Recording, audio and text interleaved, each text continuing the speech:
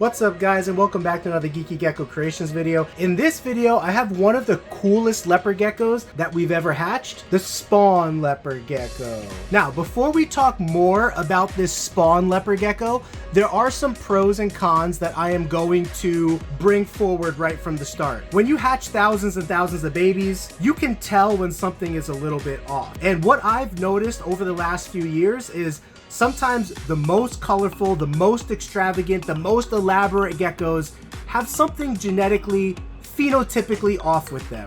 And what I mean by that, a lot of times it's superficial. So I'll show you what it is for this spawn leopard gecko in a second. But sometimes it could be that they're a little runty, which actually is not good because runty geckos don't make good breeders. Plus, you don't want to be making smaller leopard geckos unnecessarily. Sometimes they could be slow growers, which a slow grower, you actually don't know if it's going to be a runt for sure, or if it's just taking long to get into adulthood. And sometimes leopard geckos will have what I call a little bit of loose skin. And that's what this little one has right here, Mr. Spawny. I'll show you what spawn looked like when, let's see, he or she, ooh, it's a boy. So breeding should be good for this one. We could pass his genetics along a lot and see what he is able to create. So I'll show you some pictures of what he looked like when he was first born, and then as he began to age out a little bit, you can see how he is looking. He has what I describe as very enlarged eye stripes. Now here's an example of a leopard gecko that has the neck band that leads into the front of the face.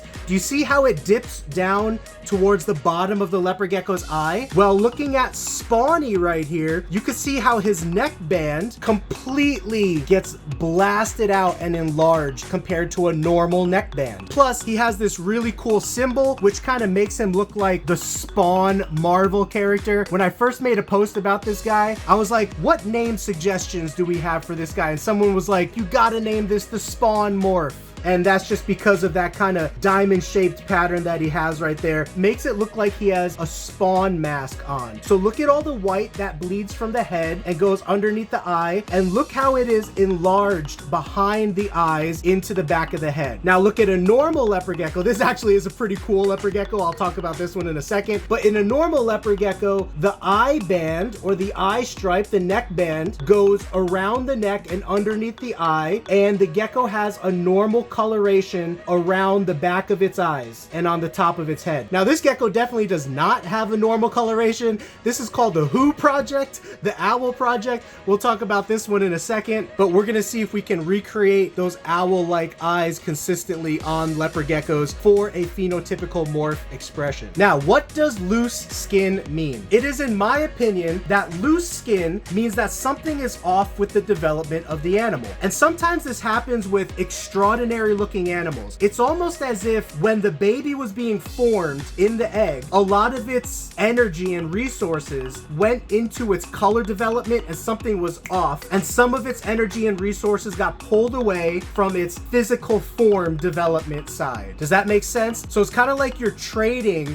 one extraordinary feature in exchange for losing out on some of the normal features that a leopard gecko should have. But does that mean that the animal is not breedable? No. In my experience, a lot of animals that do have loose skin sometimes don't wind up to be the biggest, the baddest, or the best animals. However, there are a lot that grow up to just be completely normal and fine and just have the superficial loose skin. And why I say superficial is because it's not affecting their health in any way whatsoever unless there's something going on deep down inside. So let's say that the loose skin was a sign of something worse going on the inside of the gecko, like bad calcium development, bad vitamin absorption, bad growth rates. Like, let's say there was something else linked to that, then that would absolutely be bad. But in of itself, loose skin is not bad whatsoever. It's not gonna harm your gecko. So the goal with this guy, especially now that I know that he's gonna be a guy, is we're gonna breed him to a bunch of different girls from different projects. We'll probably do like tangerine, black knight, snow, all kinds of stuff, but probably also breed him back into the line that he came from to see if this is a unique genetic trait. What if that shape where the back of the head, the behind the eyes and the top of the head can become all white like that? What if that's a genetic trait that was linked to the lineage that we are breeding from right now?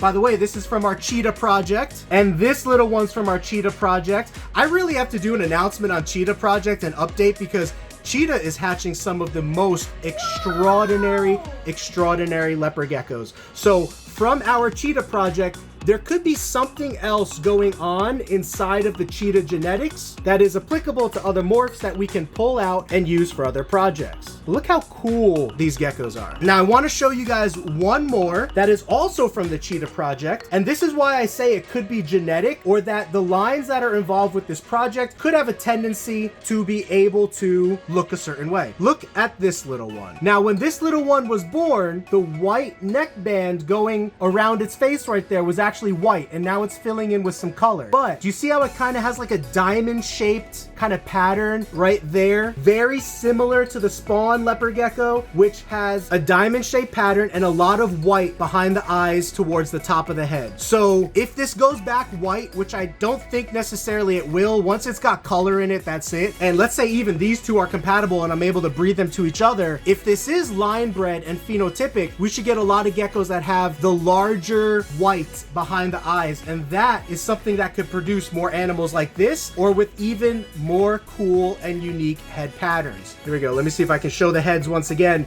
You can see that this gecko right here, where it used to be white on that necklace, the neck band, it's a lot thicker and there's a lot more white than a normal leopard gecko. And so you could see on this leopard gecko, the white goes from the eardrum all the way to the top of the head. Do you see that? The white goes from the eardrum all the way to the top of the head, kind of like the top of the ridge of the eye line. And when you look at a normal leopard gecko, it goes from the eardrum not as high. Do you see how the necklace does not go as high? It's not as thick. It doesn't go to the top of the eye ridge. A matter of fact, it stays underneath the jawline. Do you see how the white necklace kind of bleeds into the jawline? And that was on one side of the gecko's face. Let's take a look at the other side of the gecko's face. You can see it goes from the neck underneath the eye into the jawline. The neck underneath the eye into the bottom, underneath the eye into the top of the jawline. But when you look at this one, you can see it's going past underneath of the eye,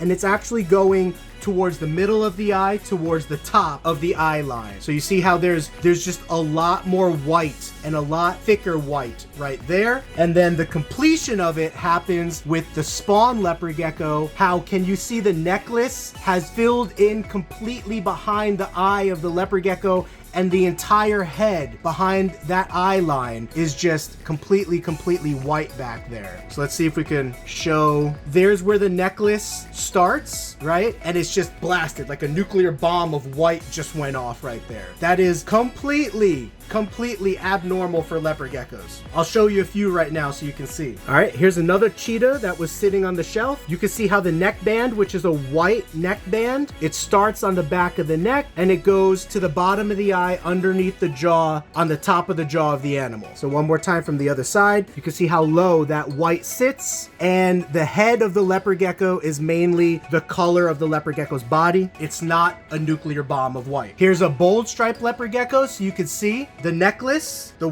white going around the neck of the gecko. Look at where it starts. It starts on the back of the neck, and look at where it continues to. It continues to underneath the eye and the top of the jaw. So it's like white right here, right? See if we get a couple close-up shots right there. And then the top of the head of the leopard gecko is the same as the body color of the leopard gecko.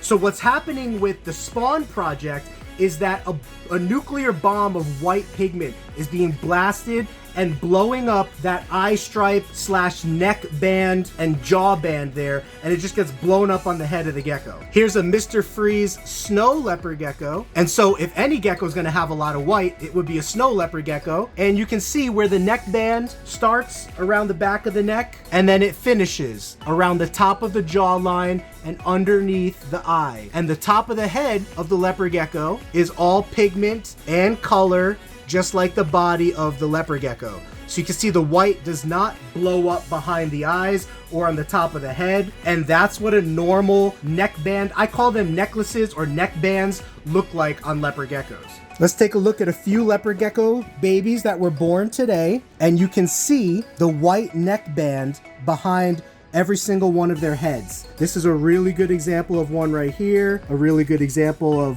one right there, that necklace, neck band, that will eventually fill in, bleeding into underneath the eye line and above the jaw line. So it kind of bleeds white into the jaw of the animal, which you could see a great example of right there. So neckband is white, and then it bleeds white into the jawline of the animal right underneath the eye. But taking one more look at the spawn leopard gecko, you could see that the neckband is completely blown up right behind the eyes, providing that really cool, what is that, like a spike? I don't even know what that's called, like an arrow shape. It also has a cool nose bridge. That's not a typical banding. Usually a banding goes straight across the nose. This one kind of goes up towards the eyes. And so you can see the outline of the black pigment goes up the arrow, down the eyes, around the nose, and back up the other side. Pretty cool. But you can see just how thick that neck band is right behind the eye, and how nicely it creates this kind of white contrast in between the rest of the color of the animal, and a cool shape on the head. So if we could recreate that cool shape, that would be the goal. And so all it takes is us breeding this animal to other animals, and then selecting the animals that have more of those blown out necklaces, blown out right behind the eye kind of features, and little by little over time, we should get more like that. Unless this is completely a Mendelian trait. If you don't know what a Mendelian trait is, watch our genetic series here above, because there is a difference between line-bred, polygenetic, and Mendelian traits. And so a Mendelian trait basically passes along with every single generation, like snow does, like white and yellow does, like recessives do, like albino and eclipse. So if this is Mendelian, and this is a recessive or an incomplete dominant or a dominant gene, then we would see it passing along at a much more frequent rate. And then imagine putting this head design into black knights, tangerines, white and yellows, bold stripes, all kinds of stuff. There was one more baby tangerine leopard gecko that had the white lines behind the eyes, just like the spawn leopard gecko did, and I thought I put it off to the side to include in the video, but I must have put it with the hundreds of other babies that were growing up right now, so there's no way I'm going to be able to find it for this video, but I will include it in a future video as soon as I can find where it's at, and then put it with the special gecko section.